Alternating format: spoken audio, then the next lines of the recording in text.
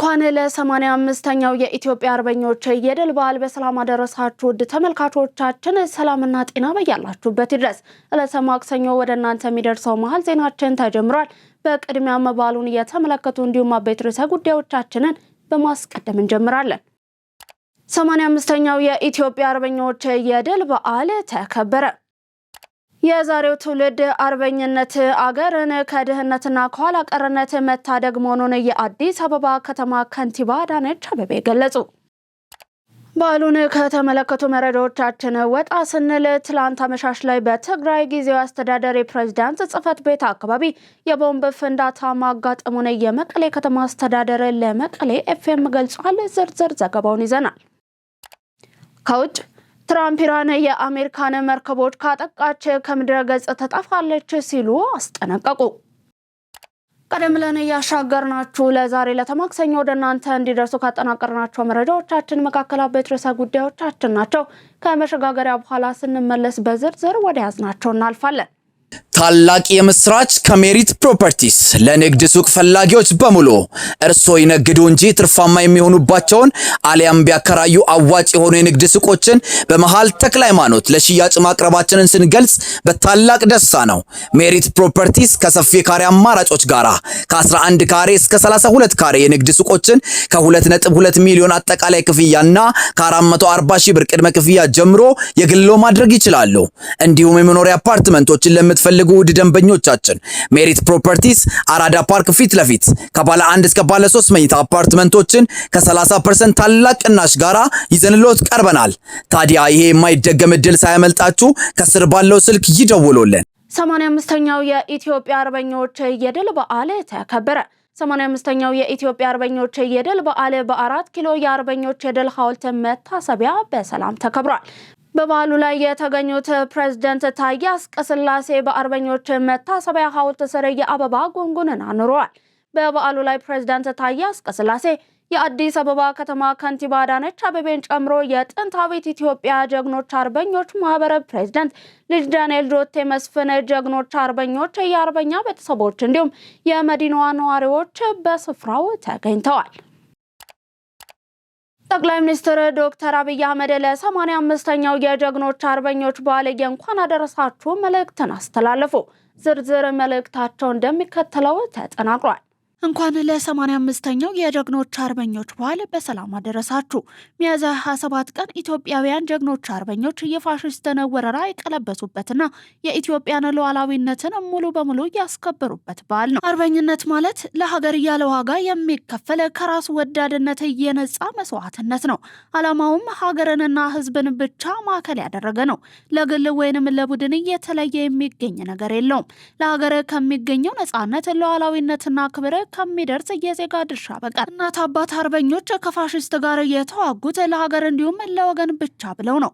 በግል ጥቅም ለማግኘትማ ከአርበኝነት ይልቅ ባንዳነት አቋራጭ ነበር፣ ግን አላደረጉትም። የአርበኝነት ትግሉ ከሶስት ጠላቶች ጋር እየተደረገ ነበር። ከራስ ፍላጎት ከባዳንና ከወረራ ፋሽስት ጋር። አርበኝነት የራስን ጥቅም ለሀገር ጥቅም ሲባል መተው ነው። አርበኝነት የግል ክብርን፣ የግል ስልጣንን እንዲሁም የግል ጥቅምን መስዋዕት ነው።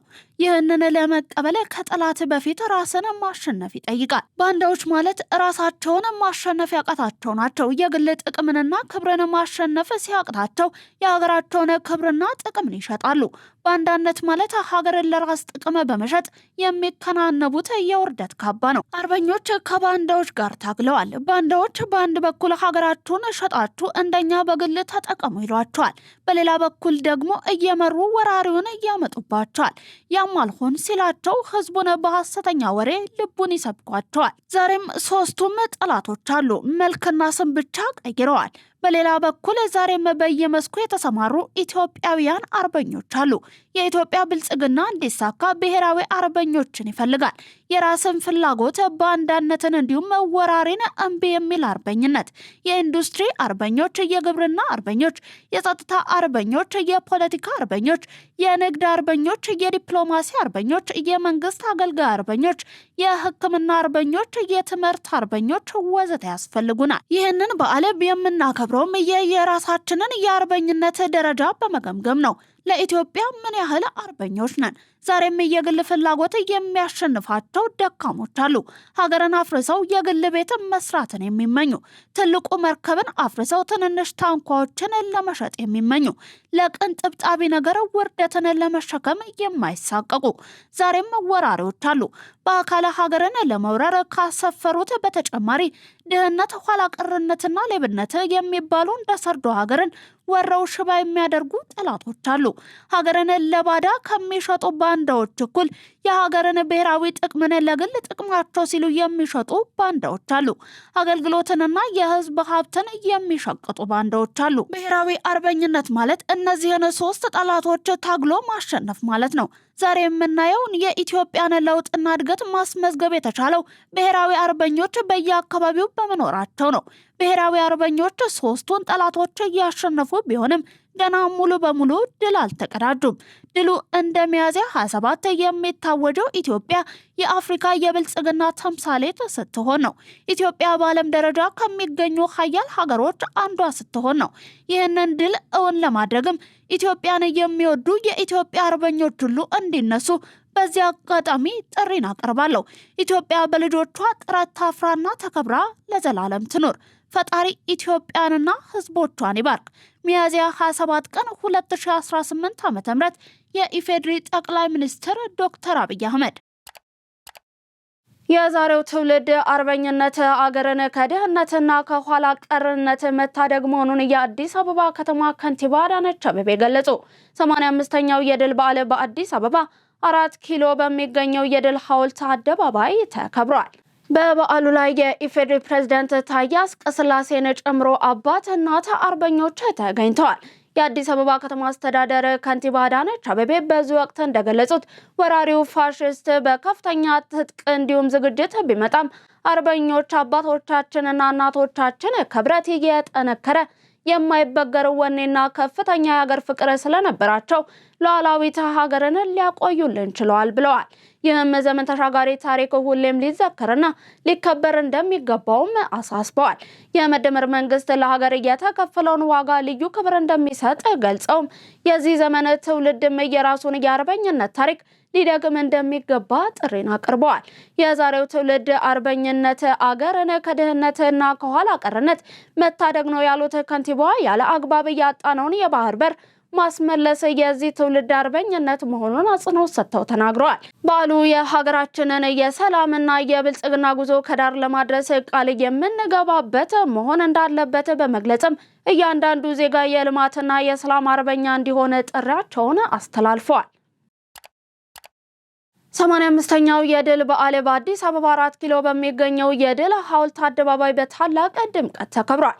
የኢፌዴሪ ፕሬዝዳንት ታዬ አጽቀሥላሴ በዚህ ወቅት እንደተናገሩት ዕለቱ ፋሺዝምና ናዚዝም ድል የተመቱበት ታላቅ ቀን መሆኑን ገልጸውም ለመላው የሀገሪቱ ህዝቦችና ለአርበኞች የእንኳን አደረሳችሁ መልእክትን አስተላልፈዋል። ኢትዮጵያ ይህንን የድል በዓል የምታከብረው በአርበኞቿ ጽናትና በመራራ ተጋድሎ ነው ሲሉ ገልጸዋል። አርበኞች በባዶ እግራቸውና ዝናራቸው ታጥቀው ዘመናዊ የጦር መሳሪያ የታጠቀውን ወራሪ ኃይል ማሸነፋቸው የአንድነትን ኃይል ለዓለም ያሳየና የኢትዮጵያን ልዕልና በዓለም መድረክ ላይ ያስጠበቀ መሆኑን አብራርተዋል። ይህም ድል የፋሺስት አስተሳሰብ ዳግም እንዳያንሰራራ መሰረት የጣለ መሆኑን ገልጸዋል። ከአባትና እናት አርበኞች የተረከብነውን ታላላቅ ቅርስ ሰላም፣ ነጻነትና በራስ መተማመን መሆኑን የጠቀሱት ፕሬዝዳንቱ አርበኝነት የተረጋጋና የሰከነ የእድሜ ዘመን ጸጋ ነው ብለዋል። ኢትዮጵያ ለዘመናት ታፍራና ተከብራ የኖረች ሊወሯት የሞከሩትን ያንበረከከች የድል ታሪክ ባለ ሪካርድ ናት ሲሉ ምክትል ጠቅላይ ሚኒስትር ተመስገን ጥሩነህ ገለጹ። ምክትል ጠቅላይ ሚኒስትሩ ለ85ኛው የአርበኞች የድል በዓል የእንኳን አደረሳችሁ መልእክትን አስተላልፈዋል። እንደሚከተል ይቀርባል። ኢትዮጵያ ለዘመናት ታፍራና ተከብራ የኖረች ሊወሯት የሞከሩትን ያንበረከከች የድል ታሪክ ባለ ሪካርድ ናት። ይህም የሆነው ነጻነታቸውን በምንም የማይለውጡ ለሀገራቸው ክብር ህይወታቸውን የማይሰስቱ ጀግኖች ልጆች ስላሏት ነው። ከዛሬ 85 ዓመት በፊት የጥንት ጀግኖች አርበኞቻችን ለኢትዮጵያ ሉዓላዊነት 5 ዓመታት ሙሉ በዱር በገደሉ ተጋድለው ደማቸውን አፍሰውና አጥንታቸውን ከስክሰው ሀገርን አጽንተው አቆይተውልናል። ዛሬ የምንተነፍሰው የነጻነት አየር የእነዚህ ታላላቅ ባለ ታሪኮች የጽናት ውጤት ነው። አርበኞቻችን ታሪክ የሰሩት የውስጥ ባንዳንና የውጭ ባዳን ድል ነስተው ነው። እኛም የአባቶቻችን ልጆች በመሆናችን አሁንም ያንን ድል እንደግመዋለን። ዛሬ የአርበኝነት ትርጉሙ ዘርፈ ብዙ ሆኗል። የዚህ ዘመን አርበኝነት በስራ መትጋትና በእውቀት መመራት የድህነትን ታሪክ ለመቀየር ቆርጦ መነሳት የተሻለች የነገዋ ኢትዮጵያን በላባችን መገንባት ነው። ትውልዱ የአባቶቹንና የእናቶቹን ታሪክ ማድነቅ ብቻ ሳይሆን የራሱን አዲስ ታሪክ መመስራት ይጠበቅበታል። አሁን በድህነት በኋላ ቀርነት ላይ ዘምተናል።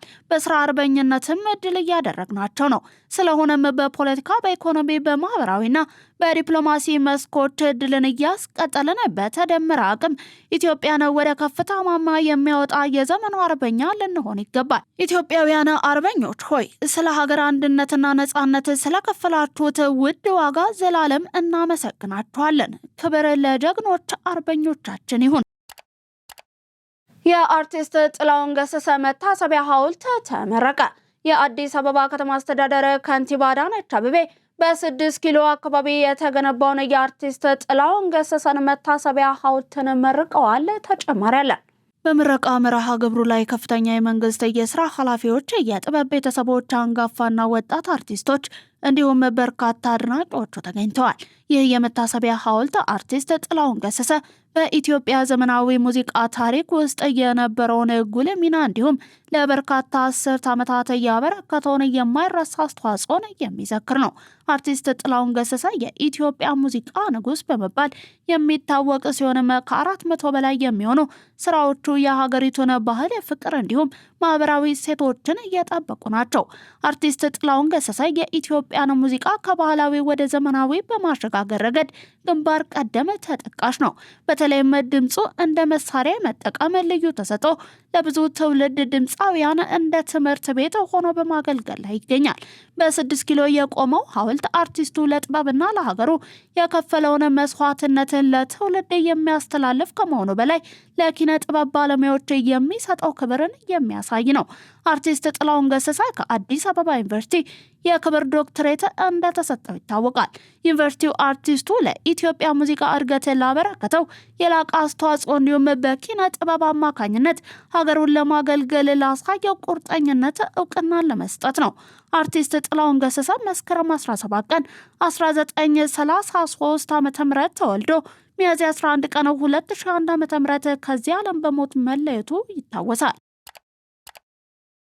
በዓሉን ከተመለከቱ መረጃዎቻችን ወጣ ስንል ትላንት አመሻሽ ላይ በትግራይ ጊዜያዊ አስተዳደር የፕሬዝዳንት ጽሕፈት ቤት አካባቢ የቦምብ ፍንዳታ ማጋጠሙን የመቀሌ ከተማ አስተዳደር ለመቀሌ ኤፍኤም ገልጿል። ይህ የቦምብ ፍንዳታ ሆን ተብሎ ህዝብን ለማሸበር የተፈጸመ ተግባር ነው ያለ ሲሆንም በሰውም ሆነ በንብረት ላይ ያጋጠመ ቀላልና ከባድ ጉዳት የለም ብለዋል።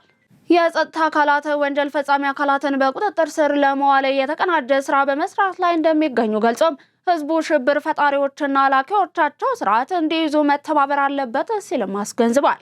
በዚህ ዓመት በመቀሌ ዩኒቨርሲቲ በአዲ ሐቂ ካምፓስ የውጭ አጥር 2 ጊዜ የቦምብ ፍንዳታ ተከስቶ ተግባሩን የፈጸሙ ተጠርጣሪዎችን በቁጥጥር ስር ለመዋል እየሰራ እንደሆነም በመግለጫ አስታወቀው። የከተማው ጸጥታ መዋቅር እስካሁን ድረስ ስለ ተጠርጣሪዎች መያዝም ሆነ አያያዝ ለህዝብ ይፋ ያደረገው መረጃ የለም። በአርባ ምንጭ የምርጫ ማስታወቂያን የቀደደው ግለሰብ በ9 ወር ጽኑ እስራት ተቀጣ። በአርባ ምንጭ ከተማ የእጩ ተወዳዳሪዎችን የምርጫ ቅስቀሳ ማስታወቂያን በመቅደድ ወንጀል የተከሰሰው ግለሰብ በ9 ወራት ጽኑ እስራት እንዲቀጣ መወሰኑን የአርባ ምንጭ ከተማ ፖሊስ መምሪያ አስታውቋል። ሚያዝያ 26 ቀን 2018 ዓ.ም ይፋ በሆነው መረጃ መሰረት ተከሳሽ ተመስገን ካርታ አይሳ የተባለ የ25 ዓመት ወጣት በፈጸመው ህገወጥ ድርጊት ጥፋተኛ ሆኖ ተገኝቷል። ግለሰቡ በኤሌክትሪክ ምሰሶ ላይ ተለጥፈው የነበሩ 2 የምርጫ ማስታወቂያዎችን በመቅደድ ስራ እያለ በፖሊስ ቁጥጥር ስር ውሏል። የአርባ ምንጭ ከተማ የመጀመሪያ ደረጃ ፍርድ ቤትም በዛሬው ዕለት በዋለው የወንጀል ችሎት ተከሳሹን የ9 ወራት ጽኑ እስራት እንዲቀጣ ወስኖበታል። ፍርድ ቤቱ በውሳኔው ላይ እንደገለጸው ቅጣቱ ወንጀል ፈጻሚውን ከማረሙም በላይ ሌሎች መሰል እኩይ ተግባራትን የሚፈጽሙ አካላትን የማስጠንቀቅና የሕግ የበላይነትን የሚያረጋግጥ መሆኑ ተገልጿል። በሰባተኛው ጠቅላላ ምርጫ ለሀገርና ለሕዝብ ይበጀኛል የሚሉትን የፖለቲካ ፓርቲ ለመምረጥ መዘጋጀታቸውን የጎዴ ከተማ ነዋሪዎች ገለጹ። በየ5 ዓመቱ የሚካሄደው ሀገራዊ ምርጫ የዲሞክራሲያዊ መብታቸው መገለጫ መሆኑን የገለጹት የከተማዋ ነዋሪዎች የምርጫ ካርታውን በመውሰድ የድምጽ መስጫውን ዕለት እየተጠባበቁ መሆኑን ለኢትዮጵያ ዜና አገልግሎት ተናግረዋል። አቶ አህመድ አስከር አብድርሃማን በሰባተኛው ጠቅላላ ምርጫ የምራጭነት ካርድ በመውሰድ በድምጽ መስጫ ዕለት የኢትዮጵያን እድገትና ልማት ያፋጥናል ብዬ የማምነውን ፓርቲ በድምጽ ለመምረጥ ተዘጋጅቻለሁ ብለዋል። በአንድ ሀገር የዲሞክራሲ መጎልበት የዜጎች ንቁ ተሳትፎ ከፍተኛ ሚና እንዳለው የገለጹት አስተያየት ሰጪው የድምጽ መስጫውን ዕለት በመጠባበቅ ላይ መሆናቸውን ተናግረዋል። የተወደዳችሁ የመሃል ሚዲያ አድማጭ ተመልካቾቻችን እየተመለከታችሁ የምትገኙት ለዛሬ ለተማክሰኞ ወደ እናንተ እንዲደርሱ የተመራረጡትን የቀን መረጃዎቻችንን ነው። አሁን ደግሞ ከውጭ የዜና ምንጮች ወደ ያዝናቸው እናልፋለን።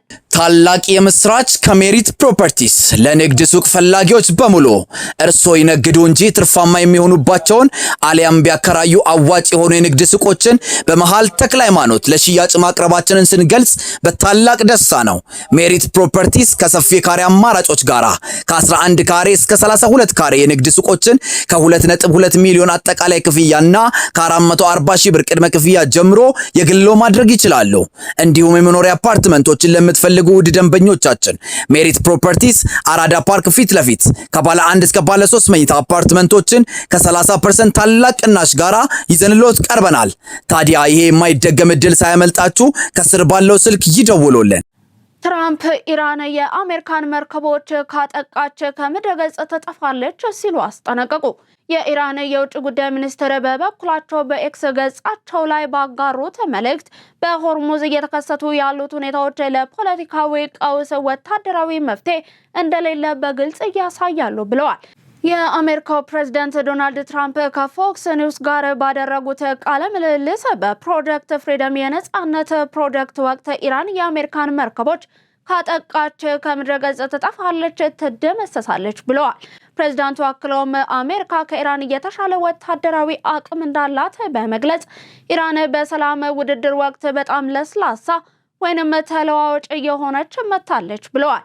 የትራምፕ አስተያየት የተሰማው የሆርሙዝ ወሽመጥን ለመክፈት በሚደረገው ዘመቻ አካል የአሜሪካ ኃይሎች 7 የኢራን ፈጣን ጀልባዎችን መምታታቸውን በትሩዝ ሶሻል ገጻቸው ላይ ካሰፈሩ በኋላ ነው። የተወደዳችሁ የመሃል ሚዲያ አድማጭ ተመልካቾቻችን ለዛሬ ለተማክሰኞ ወደ እናንተ እንዲደርሱ ያጠናቀርናቸውን የቀን መረጃዎቻችንን አበቃን። አብራችሁን ምርጫችሁ አድርጋችሁ ስትመለከቱን ስለነበር እጅግ እናመሰግናለን። ዜናውን ላይክ እና ሼር ሚዲያችንንም ሰብስክራይብ በማድረግ ቤተሰብነታችሁን ታጠነክሩ ዘንድ ያክብሮ ግብዣችን ነው። በኔ ቦታ በቃው። ሰናይ ቀን ተመኘን።